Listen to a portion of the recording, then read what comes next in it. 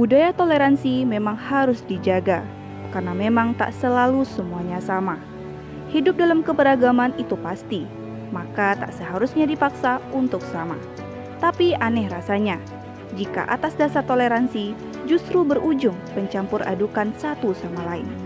Lagi-lagi dengan dorongan moderasi beragama. Nampak berat jika dibahas, tapi itulah fakta.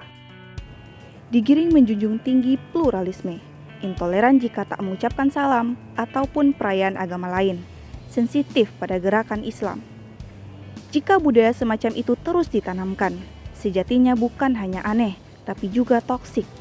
Sebab toleransi bablas akan menjadikan generasi muslim krisis identitas, membahayakan akidah, pasti juga akan mengaburkan keberpihakan. Maka, mari kita buka dan pahami lagi Quran Surah Al-Kafirun dan Quran Surah Al-Hujurat ayat 13. Bukankah dalam Islam sudah jelas bagaimana batasan toleransi dan 7 diciptanya perbedaan? Jadi, jangan salah paham lagi ya.